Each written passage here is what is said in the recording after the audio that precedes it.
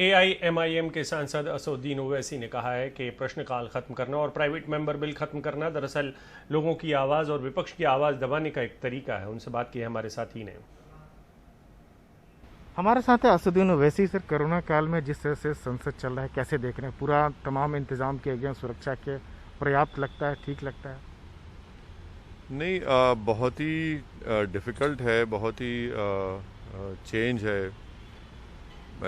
ये बात सही है कि पेंडेमिक में हम लोग पार्लियामेंट का सेशन कर रहे हैं और ये बात भी सही है कि सबको टेस्ट करवाने के लिए कहा गया है मेंबर्स को, या फिर उनको करवाने की सहूलत भी एनेक्सी में दी गई है।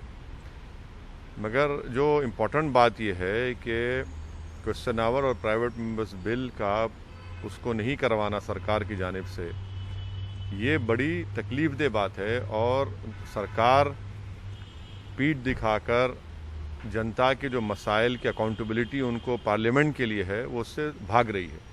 कई लोग का इंतकाल हो गया, मर गए, 40 लाख से ज़्यादा लोग इन्फेक्टेड हुए और 10 करोड़ के करीब नौकरियां जा चुकी हैं इनफॉर्मल सेक्टर में।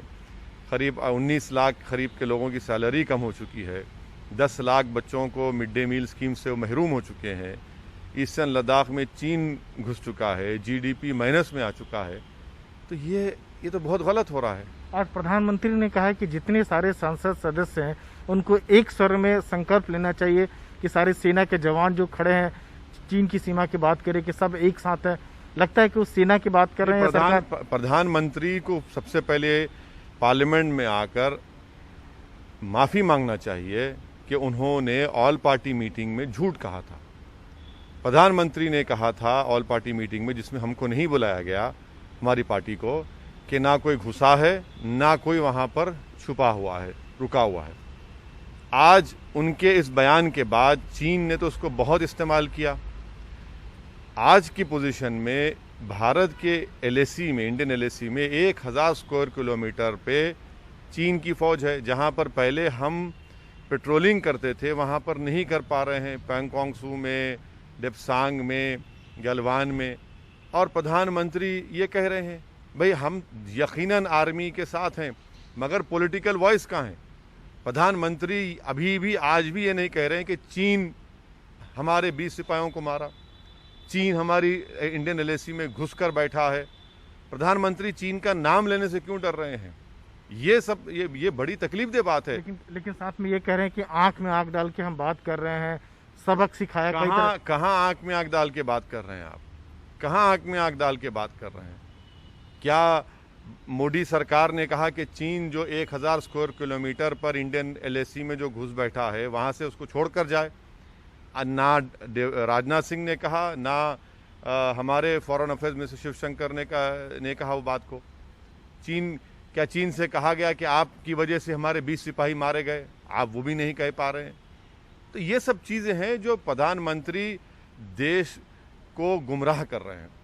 आप कोरोना का भी मुद्दा उठाएंगे और जो अर्थव्यवस्था की जो गिरती हालात है, प्रवासी मजदूर का जो पलायन, जो सारे जो है बेरोजगारी वगैरह सब? बिल्कुल, ये अहम मुद्दे हैं। कल ऑल पार्टी मीटिंग होगी, स्पीकर साहब बुलाएंगे और हम ये चाहेंगे कि इस पर बाज़ाब्ता डिबेट हो। और अगर सरकार ये कही कि नहीं एपिडेमिक बिल में आप कोविड के बारे में बात करिए, भाई कोविड का एपिडेमिक्स बिल से क्या ताल्लुक़ है? ये तो अलग मसला है। सरकार के गलत लॉकडाउन की वजह से, अनकॉन्स्टिट्यूशन अनप्लान्ड लॉकडाउन की वजह से आज पूरा देश मोदी की सरकार की गलती को जूझ रहा है। लेकिन मोदी जी खुद कह रहे हैं कि पूरा दुनिया उनके सराहरे की जो कोरोना से निपटने की रणनीति है, सबसे कम मौत हो रहा है। देखिए एक बात सुनिए, ये जो सरकार हमेशा एक मिसाल देती है कि यहाँ पर मरने वालों की तादाद कम है। मैं जानना चाहता हूँ कि भाई अमेरिका में 60 साल की उम्र के लोगों की पॉपुलेशन कितना है? 15% है। यहाँ पर 5% है। ये भी तो कह दीजिए आप, इसीलिए तो मौत कम हुई है। और प्रधानमंत्री अगर ये कह रहे हैं कि 50,000 से ज़्यादा लोगों की मौत हो चुकी है, तो क्या वो कम है? हम मजाक उड़ा रहे हैं उन मरने वालों के लिए। और आपके गलत फैसले की वजह से तो इतने लोग मर गए ना, इतने लोगों की नौकरी जा चुकी है। और फिर ये मिसाल देना, अरे भाई क्या अमेरिका ने आपको वोट दिया? क्या चिली ने आपको वोट दिया? भारत की जनता ने आपको वोट देकर प्रधानमंत्री बनाया। तो आपको ये बताना चाहिए कितने लोग क्यों मरे हैं, बताइए ना। ये इसका जिम्मेदार तो मोदी सरकार है।